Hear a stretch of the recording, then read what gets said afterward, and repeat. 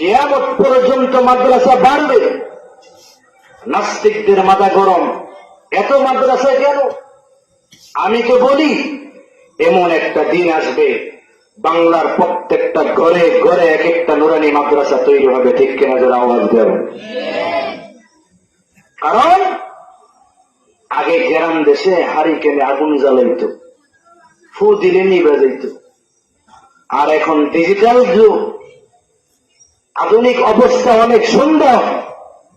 কি সুন্দর বাতি, কেউ চাইলে ফু দিয়ে বাতি নিভাতে পারবে না। এরে মুসলমান, কোরআনের আলো, ইসলামের আলো, এগুলো সব আমার আল্লাহর বাতি। বেঈমান নাস্তিক মুরতাদ ইহুদি খ্রিস্টান চক্রান্ত করতে থাকবে, কিন্তু তারা সফল হতে পারবে না।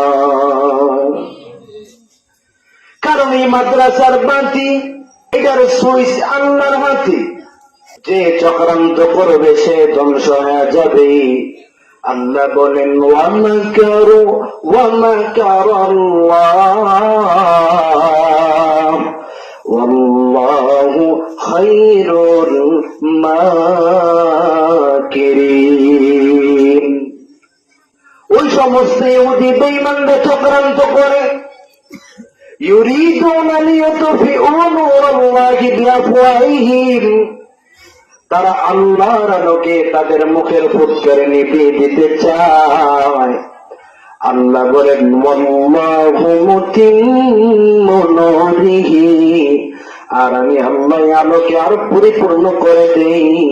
ওয়ালাউ কারিহাল কাফিরুন, যদিও কাফেররা অপছন্দ করে। কাফেররা যতই অপছন্দ করো, মসজিদ মাদ্রাসা বাড়তেই থাকবে, বাড়তেই থাকবে। বরং তুমি যতই চক্রান্ত করো তোমার চান্দি গরম হবে, এছাড়া আর কিছু নয়। এর সারা দুনিয়ার বেঈমান নাস্তিক মুরতাদ, তুমি আর মাদ্রাসা নিয়ে কত চক্রান্ত করবারে বেঈমান। তুই মসজিদ নিয়ে আর কত চক্রান্ত করবি? তোর মতো বড় বড় বেঈমান ফেরাউন কম চক্রান্ত করে নাই।